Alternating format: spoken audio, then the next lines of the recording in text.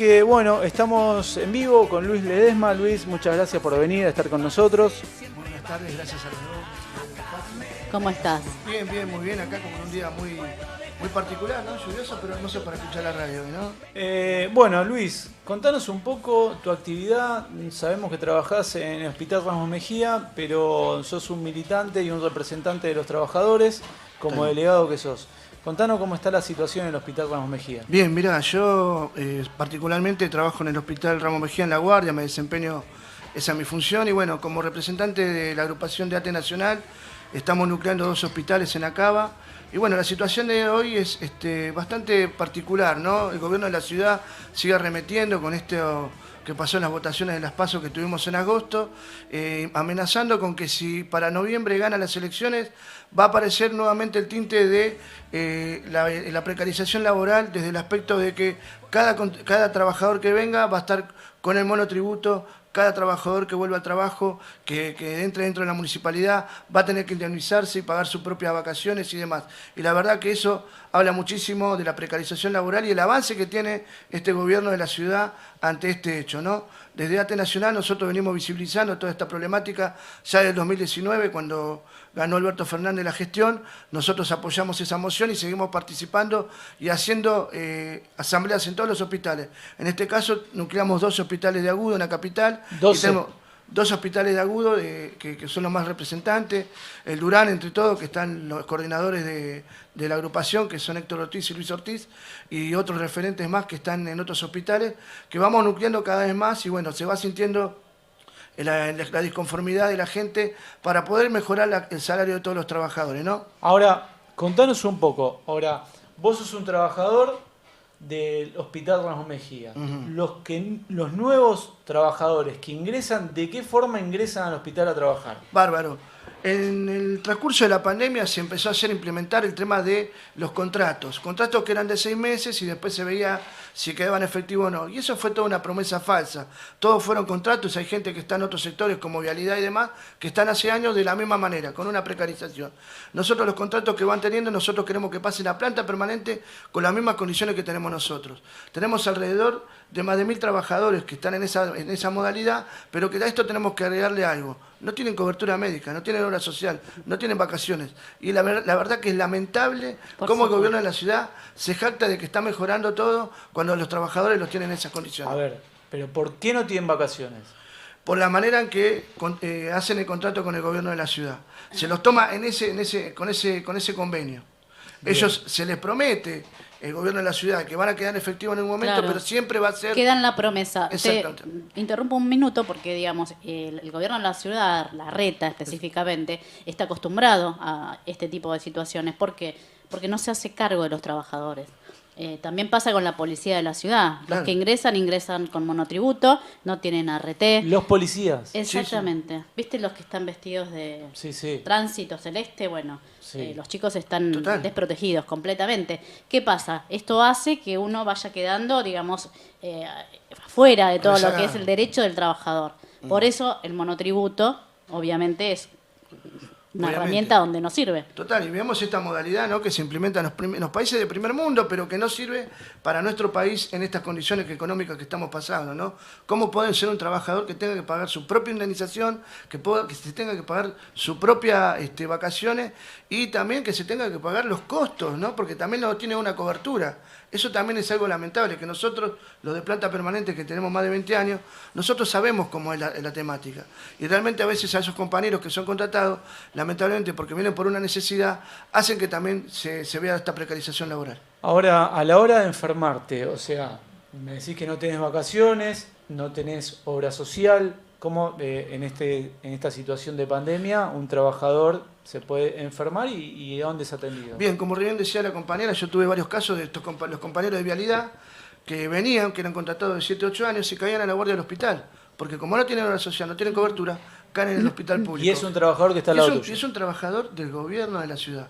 Con esas condiciones de trabajo mantiene la ruta a la ciudad. Parece que es muy bonito, pero si uno se pone a rascar un poquitito, ve realmente cómo son las condiciones en que tienen a todos los trabajadores.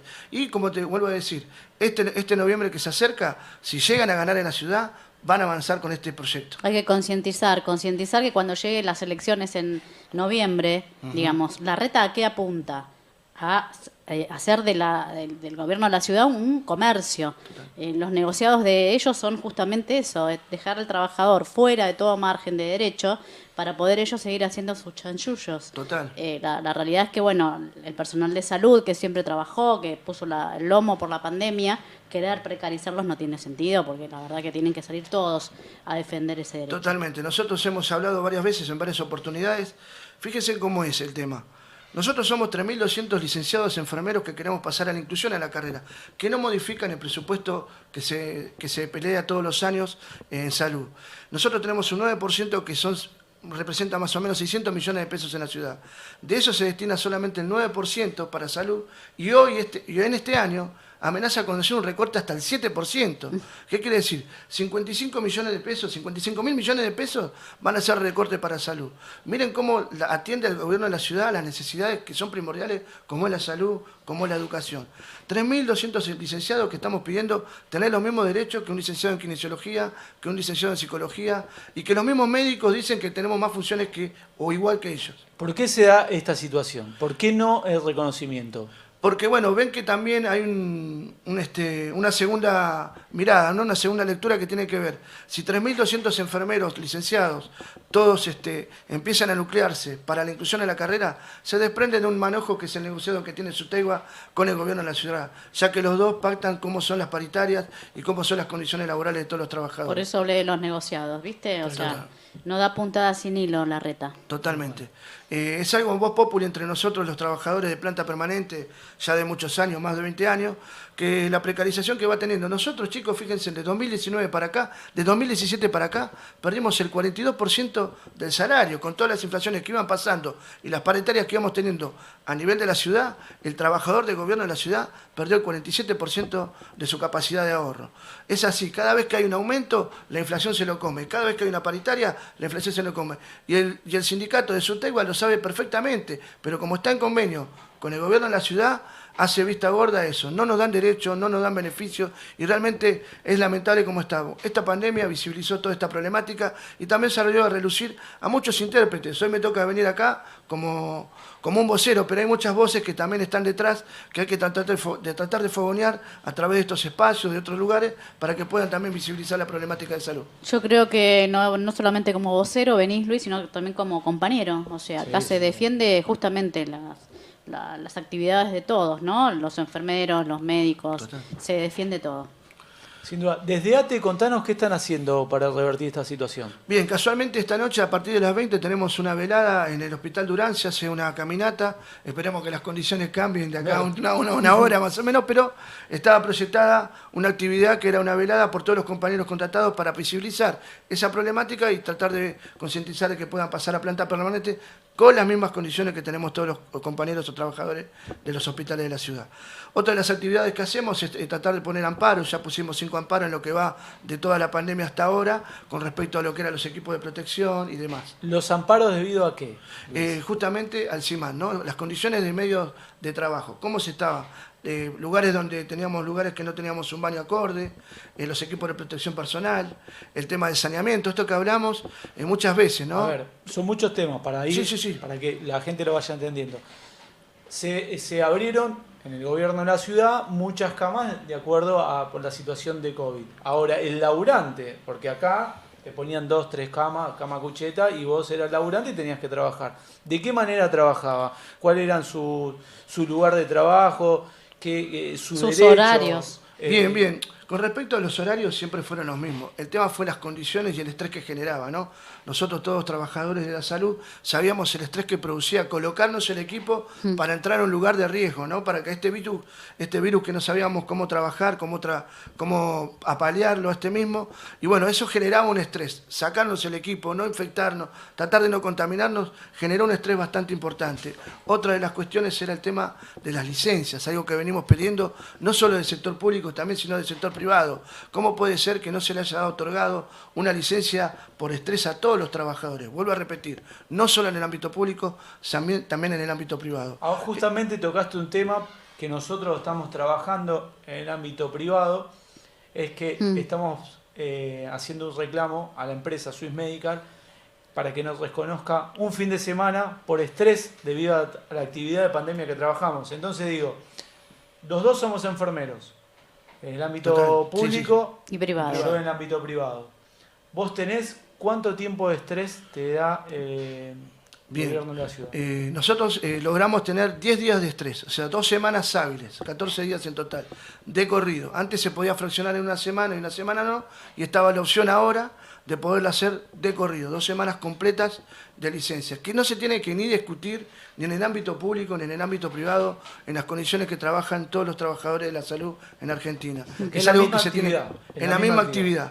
Aquel compañero que trabaja en una sala de clínica médica, aquel compañero que desempeña en una ambulancia o en una sala de guardia, estas son las condiciones que por lo menos en el ámbito de la ciudad se logró establecer y entablar, porque era lógico que tenía que tener un descanso este trabajador. Estudios que se hicieron durante la pandemia por parte de salud pública arrojaron que el 40% de la población hoy sufre de ansiedad, sufre de angustia, hay depresión, hay gente que ahora empezó a automedicar, subieron la automedicación y los medicamentos por psicofármacos antidepresivos. Entonces, es más que justo que se pueda otorgar una licencia por estrés a todos los trabajadores y que prevalezca, que quede como precedente para todas las pandemias y también un saneamiento, porque no puede ser que también, tanto en el ámbito público como privado, no cuides al trabajador. Es algo que nosotros venimos luchando y eso tiene que ver con el compromiso y la concientización de cada compañero, que vea que el lugar donde tiene va a trabajar muchos años y en las condiciones que tiene que trabajar tiene que ser acorde, tiene que ser idóneas y tiene que ser en armonía. Y aparte, perdón, ¿no? Que interrumpa, inclusive, digamos, fueron los que más pusieron el lomo, o los trabajadores de salud, nosotros, o sea, atendiendo físicamente, atendiendo emocionalmente, yendo a trabajar sin descanso, no pudiendo contactarnos con nuestros familiares, o sea, fue un laburo que el enfermero, el camillero la padeció. Totalmente. Está bien, había que estar, pero ahora hay que reconocer.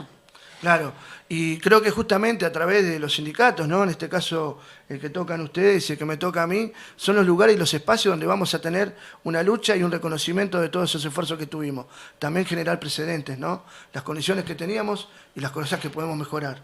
Es de ahí, justamente cada uno de los compañeros en cada espacio tiene que tomar conciencia y participar. Así como en un momento se decía, ¿no? En el sector privado y en el sector público que la meteada, ¿por qué no se tomaba mate? Porque generaba ronda, generaba discusión, generaba conversación. Y es lo que la patronal muchas veces no quiere, que entre compañeros charlemos, que debatamos. Y eso es una actitud madura entre todos nosotros. Totalmente, Luis. La verdad que te felicito, te conozco hace mucho tiempo, sé de tu militancia y de lo que venís haciendo y hoy que estés con nosotros y brindando esta claridad que tenés, la verdad que para mí es un acto de grandeza tenerte acá a vos presente. Así que, bueno, contanos un poco más qué se viene a futuro, ¿no? Bien, tal cual. Ahora en pospandemia justamente estamos viendo qué dejó la pospandemia. Se está hablando de una pospandemia. ¿Qué nos que dejó en el sector salud? ¿Qué cosas se mejoraron? ¿Qué cosas faltaron? Por ejemplo, ¿fueron suficientes las bocas de oxígeno? Bueno, esas cosas hay que trabajar.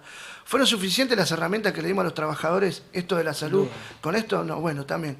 Pedir un bono acorde, un bono realmente como tiene que ser. Acá tenemos que hablar que también tiene que ver el gobierno nacional, que también tiene que haber una mejora sustancial para el trabajador. No puede ser que tengamos todos los trabajadores de salud, no solamente la parte de enfermería, miremos los técnicos, los camilleros, los administrativos que estuvimos en la trinchera, no pudieron haber sacado un decreto de DNU para que ningún trabajador pueda pagar un boleto, no podrían haber tenido ese gesto, si ese gesto no hubiera cambiado nada en el sistema económico, al contrario, hubiera sido un beneficio y hoy no hubiéramos tenido los resultados que tuvieron en agosto con estas elecciones. También hablamos desde ATE, ¿no? Voy a hablar desde la agrupación, siempre hablamos de la militancia, a veces no solamente necesitamos la afiliación de ese compañero, sino la participación.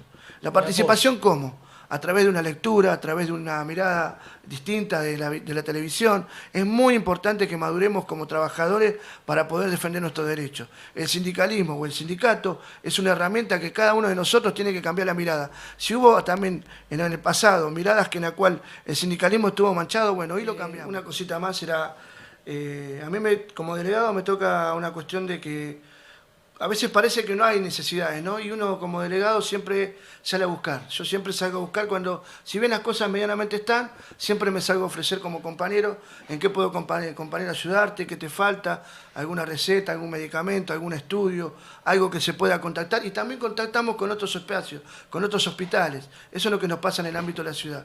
Y es una función muy importante, muy linda y muy leal el del delegado. A veces muchos compañeros tal vez vuelven a tener esa mirada de que es de holgazán, pero no, el de que tiene compromiso realmente sabe, está pendiente de las necesidades, todo el día está atendiendo, como bien dicen ustedes, de las 6 de la mañana hasta la última hora de la noche, atendiendo y respondiendo cada mensaje de compañero. Sábados, y eso domingos, es, siempre estamos. Y ese es el compromiso. Luisito, se nos va el tiempo, te queremos agradecer por tenerte acá. No, por favor, fue complicado llegar acá este viernes bueno, con lluvia, muy bueno. Tremendo, pero te agradecemos tu presencia. Totalmente. Así que te dejamos el espacio si querés dar un mensaje a tus compañeros. Bien, un saludo a toda la agrupación de ATE Nacional, especialmente a Héctor y a Luis Ortiz, que fueron los que apostaron por mí y entramos dentro del Hospital Ramos Mejía, y la verdad que fue también algo histórico.